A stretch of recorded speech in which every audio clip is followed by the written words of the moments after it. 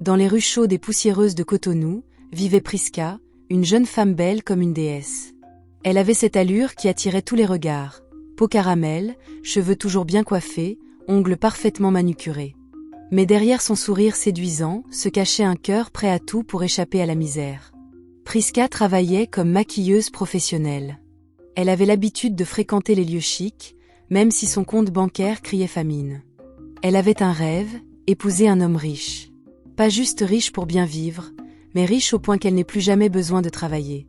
Un après-midi de samedi, son amie d'enfance, Déborah, passa la voir. Déborah était le contraire de Priska, calme, pudique, croyante, toujours vêtue de manière simple mais élégante. Elle avait ce genre de beauté douce qui rassure les hommes sérieux. « Ma chérie, j'ai une grande nouvelle », dit Déborah en s'asseyant sur le canapé de Priska. « Dis-moi vite », répondit Priska, déjà curieuse. « Je suis fiancée. » Priska lâcha un cri de joie, l'embrassa, fit semblant de sauter de bonheur. « Qui est le chanceux ?»« Il s'appelle Franck. Il a une entreprise d'import-export. Il vient de rentrer du Canada. » Priska sourit, mais à l'intérieur, son cœur se serra. Elle connaissait Franck de vue.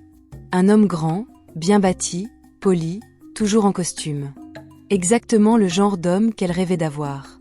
Cette nuit-là, Priska ne dormit pas. Elle pensait à Franck.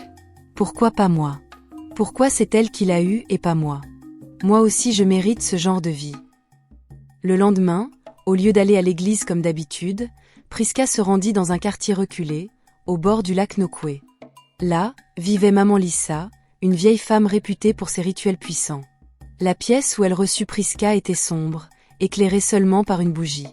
Des statuettes en bois, des calebasses remplies d'os et de sang séché étaient posées partout. « Ma fille, pourquoi es-tu venue me voir ?» demanda la vieille en caressant un serpent qui se trouvait à ses pieds. « Je veux un homme. Pas n'importe lequel. Je veux qu'il m'appartienne corps et âme. Et cet homme, il est à quelqu'un. » Priska baissa les yeux. « Il est fiancé à mon ami. » Maman Lissa sourit, révélant ses dents jaunies. « Alors tu veux prendre la place de ton ami, mais sache que rien ne se fait sans prix. »« Quel prix ?» demanda Priska, le cœur battant. Son souffle doit quitter ce monde. Sa vie doit servir de clé pour ouvrir le chemin de ton bonheur. Priska trembla un instant. Mais en sortant de chez la vieille, son hésitation avait disparu. Son obsession était plus forte que son amitié. Une semaine plus tard, Priska proposa à Déborah de sortir pour fêter ses fiançailles. Elles allèrent dans un bar à la mode. La musique était forte, les lumières colorées. Elles dansèrent, rirent, prirent des selfies. Pendant que Déborah s'éloigna un moment pour prendre un appel, Priska versa discrètement une poudre noire dans son verre de jus. Quelques minutes après, Déborah se mit à tousser violemment, puis s'effondra sur la piste. Les gens crièrent, on l'emmena d'urgence à l'hôpital, mais elle mourut avant même d'arriver.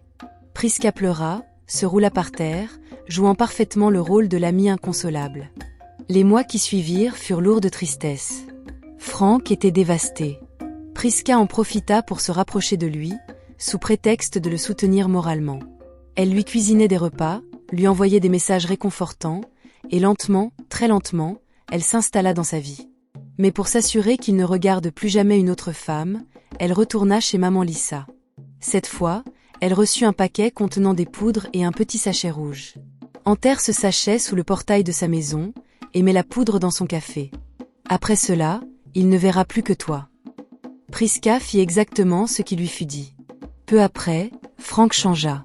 Il ne parlait plus de Déborah, ne voyait plus ses amis, et ne refusait rien à Priska. Il la couvrit de cadeaux, voitures, bijoux, voyages. Mais quelque chose clochait. La nuit, Priska faisait des cauchemars. Déborah apparaissait, vêtue de blanc, le visage en sang, disant « Priska, ma mort ne sera pas vaine. Tu as pris ma place, mais tu perdras tout. » Les miroirs de la maison de Franck se brisaient sans raison. Des bruits de pas se faisaient entendre la nuit. Et Franck commença à tomber malade. Les médecins ne trouvaient rien.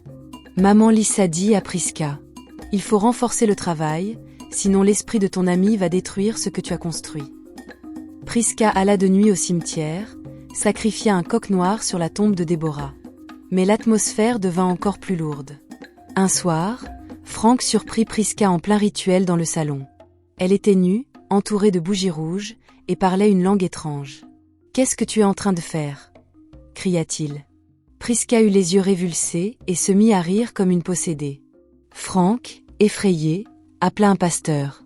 Le lendemain, une séance de prière fut organisée dans la maison. Dès que le pasteur commença à prier, Priska entra en transe. Sa voix changea. « Oui, c'est moi qui ai tué Déborah. C'est moi qui l'ai fait pour prendre sa place. Et je l'ai attaché pour qu'il m'appartienne. » Franck était sous le choc. Priska s'effondra en larmes, suppliant qu'on ne la laisse pas seule car elle voyait l'esprit de Déborah qui voulait l'emmener. Priska fut arrêtée. En prison, elle ne dormait plus. Les autres détenus racontaient qu'elle l'entendait parler seule la nuit, comme si quelqu'un était dans sa cellule.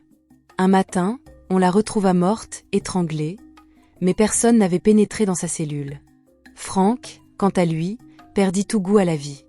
Il se remit lentement, se replongea dans sa foi, mais ne se remaria jamais. La jalousie est un poison. Elle commence comme une pensée, mais peut pousser à l'irréparable.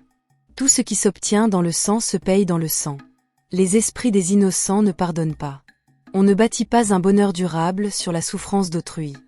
Merci d'avoir suivi cette histoire. Si vous l'avez aimé, abonnez-vous dès maintenant et activez la cloche de notification pour ne rater aucune de nos prochaines vidéos. De grandes histoires encore plus mystiques et captivantes arrivent.